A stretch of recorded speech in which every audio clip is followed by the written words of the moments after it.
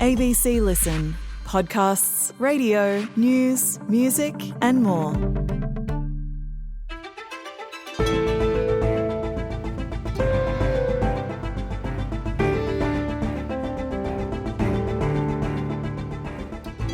Living in Australia, we know there's a lack of competition.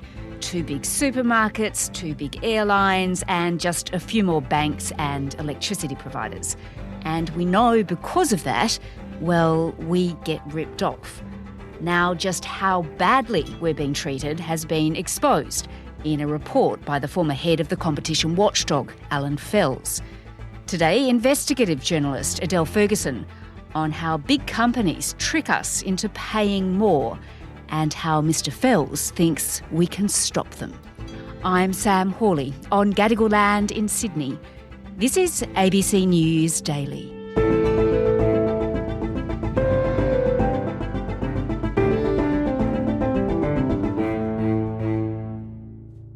Adele, taking on the big supermarkets, it's not easy, that's for sure. But Alan Fels, he's pretty tough, isn't he? Tell me a bit about him because he's been around for a while now. He is. He's a formidable figure. Good afternoon. The greatest concern of Australians today is the cost of living. My conclusion is that Australians are paying prices that are too high, too often.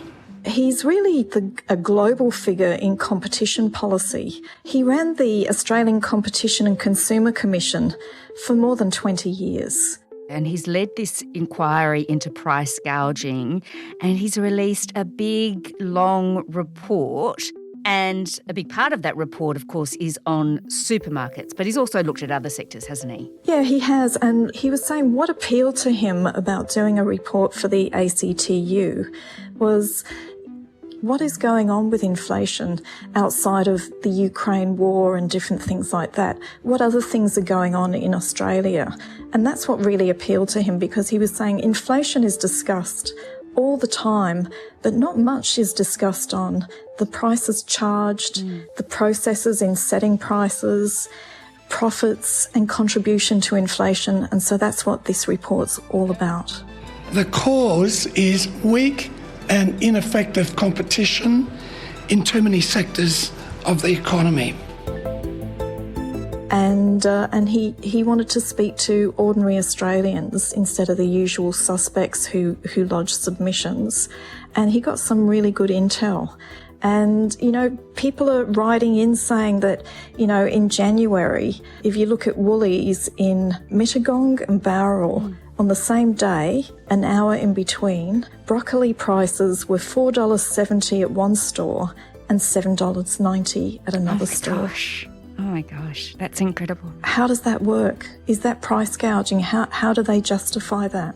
A significant part of the cost of living crisis has been caused by companies in uncompetitive markets taking advantage of their market power and relying on gaps in government policy to squeeze consumers and often suppliers to breaking point. Reform to curb this is urgent.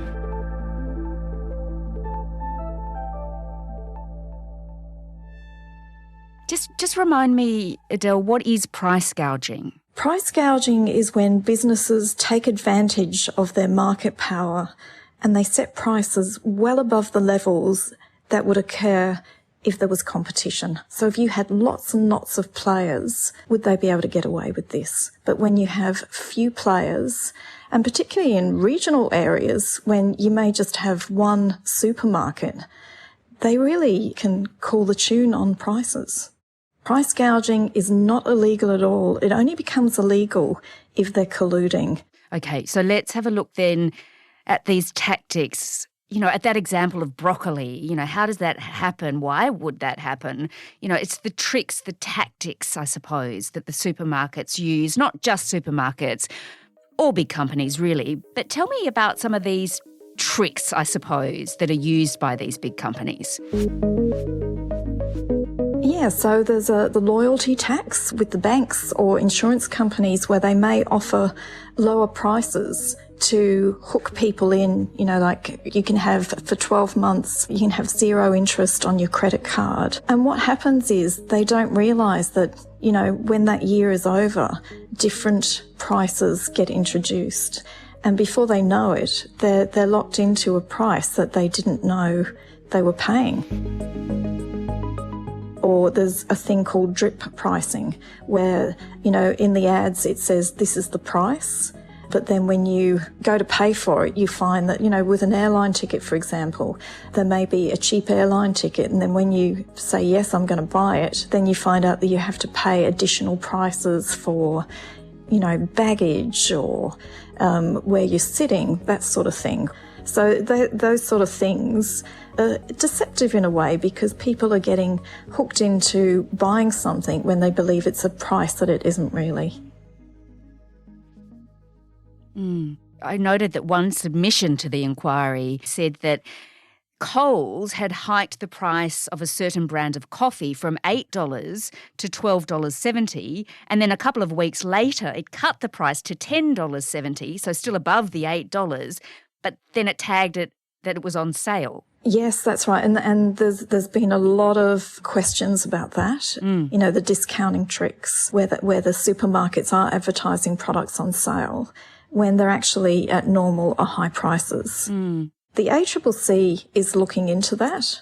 And, the supermarkets have their reasons for doing it. There can be many complex reasons why they say that it's justified.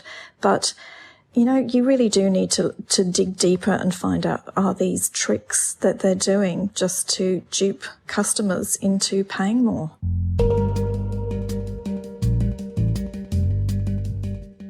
Yeah, and before Christmas, I think, Adele, we spoke about lamb and the cost of lamb.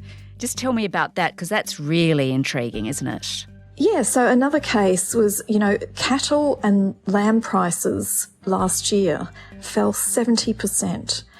People started to complain saying, all these lamb and cattle prices are so low. Why is it when we go into the supermarkets that the prices of meat haven't really budged? So there became a lot of publicity about that. So then Woolworths came out and said, we're going to offer a Christmas present to our loyal customers and we're going to lower the price of lamb. And what Alan Fels is saying in this inquiry is, if this was a competitive market, you wouldn't be using it as a marketing ploy. You'd actually just be lowering your prices because all those other competitors are lowering their prices. I've never seen a really serious price war between the big two. In the UK, where we've got 4 or 5 big people, you can see real competition at work and much lower profit margins. Now people say, well, Australia's smaller. Fine, Australia's smaller, less competitive, but it doesn't warrant having higher prices. So tell me, Adele, what do the supermarkets say about all of this? Presumably they deny they're ripping off customers.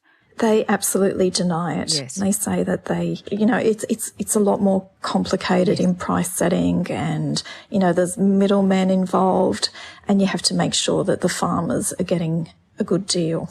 The Woolworths CEO, Brad Banducci, he spoke to the ABC 7:30 program last month and he was making the point that actually the supermarkets do care about cost of living pressures, but there's also a lot of pressures on the supermarkets and their costs have been rising too. We care about cost of living pressure for our customers, can I just say? And we know that they've got the pressure and we agree with the need to do whatever we can to help our customers with the cost of living pressure. But what we're always trying to balance is do the right thing for the consumer, pay a fair price to the supplier, in particular if it's an Australian farmer. Make sure we do the right thing. Adele, this, as we mentioned, it wasn't just about supermarkets and you mentioned aviation. What else did it find on aviation? Yeah, so it looked at aviation and it found, there's quite a lot of issues there. Just in terms of, there's a thing called slot hoarding, which is a tactic that Qantas has been accused of booking and then cancelling flights to prevent competition from other airlines. Because what happens is the airports have slots and they're really sought after. And so if you don't have a slot to put your plane to load people on, then you can't fly the plane. And so if Qantas is basically land banking these slots or slot hoarding, then other competitors can't fly them. And so the ACCC, again, is looking into this. I think if you've flown recently, you've probably had a flight cancelled. I certainly have. Okay, so let's just step back a moment, Adele. The way companies charge us, supermarkets and airlines and others, it fuels inflation, and that makes it even worse for us, doesn't it? Because that means interest rates go up. Yeah, that's right. And they actually use the example where the government had intervened and made things worse.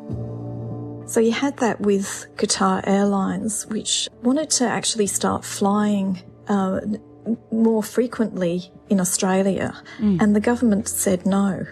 And so what Alan Fels is saying in this report is that could have brought down prices up to 40%. The government blocked the proposal, and this was acting in the interests of Qantas, but not just that. It was actually contributed to inflation. And at that time, the Reserve Bank was putting up interest rates. So there's a really profound knock-on effect of this sort of price gouging. So what are we going to do about it? What's going to come out of this report, or what comes next, and how do we change things? I think that's what people really want to know. Yeah, so what Professor Fels is suggesting, he's got lots of recommendations, and the key thing is he's saying there is an absolute competition policy gap.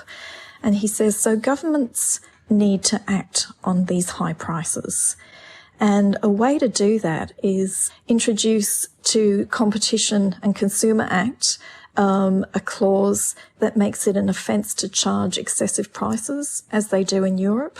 They've already said that the national competition policy, the government has said that they're going to reintroduce that, and Treasury will be responsible for it. And that will look at, competition and prices.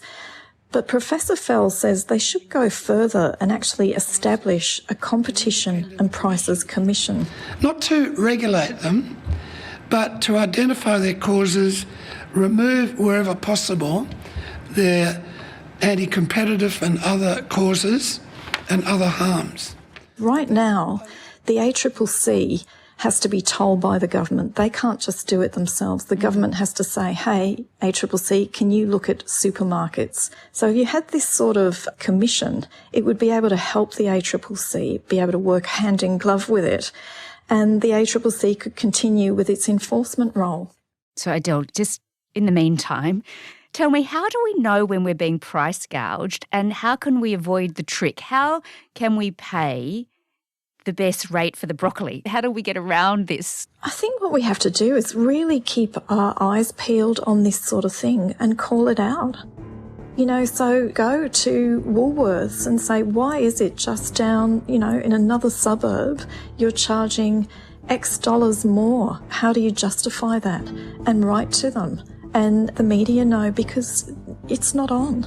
And the only way to affect change is by naming and shaming and calling it out. And then that's when the government will start making changes as well.